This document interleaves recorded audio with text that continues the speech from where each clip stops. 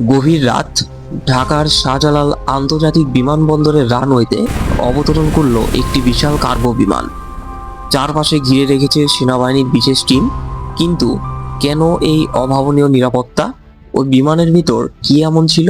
সেখানে ছিল বিশ্বের সবচেয়ে দামি কিছু পদার্থ।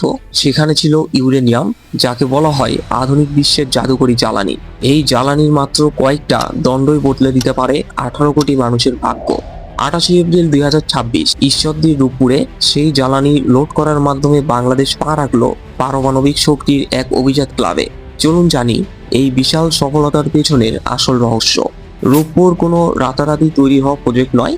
এর পরিকল্পনা হয়েছিল সেই 1961 সালে। দীর্ঘ 60 বছরের অপেক্ষার পর 2013 সালে রাশিয়ার সাথে হাত মেলায় বাংলাদেশ। কিন্তু কারা এই স্বপ্নটা বাস্তবে রূপ দিল?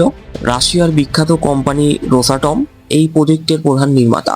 প্রায় 1,26,000 কোটি টাকার এই প্রজেক্ট 90% অর্থই ঋণ হিসেবে দিয়েছে রাশিয়া। এটি শুধু একটি বিদ্যুৎ কেন্দ্র নয়, এটি ঢাকা মস্কো বন্ধুত্বের এক বিশাল প্রতীক। ভাবুন তো, ঈশ্বরদীর এই চরে একসময় কিছুই ছিল না, আর আজ সেখানে 30,000 মানুষ দিনরাত কাজ করছে, যার মধ্যে কয়েক হাজার রুশ বিশেষজ্ঞ তাদের পরিবার নিয়ে একটা মিনি রাশিয়া গড়ে তুলেছে পাবনায়। ইউরেনিয়াম নামটা শুনলেই মনে হয় কোনো সায়েন্স ফিকশন, কিন্তু এর শক্তি আমাদের ধারণার বাইরে। মাত্র 1 কেজি ইউরেনিয়াম যে শক্তি দেয়, তা পেতে আপনাকে 3,000 টন কয়লা পোড়াতে হবে। এই জ্বালানি রাশিয়া থেকে বিশেষ বিমানে করে আনা হয়েছে। আমাদের রিঅ্যাক্টরে এখন জ্বালানি ভরা হচ্ছে। এটি এক অত্যন্ত জটিল ও সংবেদনশীল প্রক্রিয়া।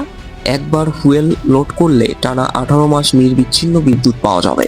আজকের এই মুহূর্তে থেকে বাংলাদেশ বিশ্বের 33তম দেশ হিসেবে নিউক্লিয়ার ক্লাবে নিজের নাম খোদাই করে নিল।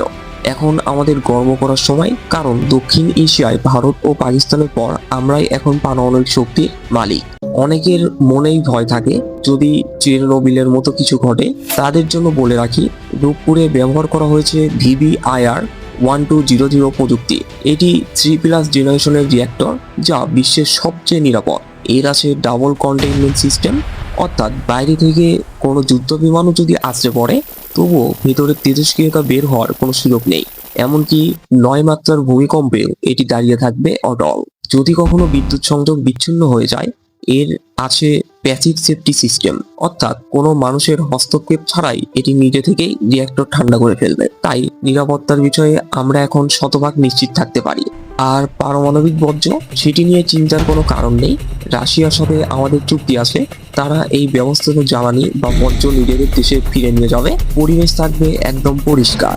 এবার আসি লাভের কথায়। রূপপুরের 2টি ইউনিট পুরোপুরি চালু হলে আমরা পাবো 2400 মেগাওয়াট বিদ্যুৎ, যা দেশের মোট চাহিদার প্রায় 10%। অর্থাৎ লোডশেডিং আগের তুলনায় কিছুটা হলেও উন্নতি লাভ করবে। এছাড়া এটি জিরো কার্বন এনার্জি, অর্থাৎ পরিবেশ দূষণ না করেই আমরা পাবো সস্তা এবং দীর্ঘমেয়াদী বিদ্যুৎ। এই কেন্দ্রের আয়ু অন্তত 60 থেকে 80 বছর। আমাদের পরবর্তী প্রজন্মও এর সুফল ভোগ করবে। 28 এপ্রিল 2026 থেকে আমাদের নতুন এক ভোরের যাত্রা শুরু হলো। এই অর্জন শুধু সরকারের নয়, এটি আপনার, আমার এবং পুরো বাংলাদেশের।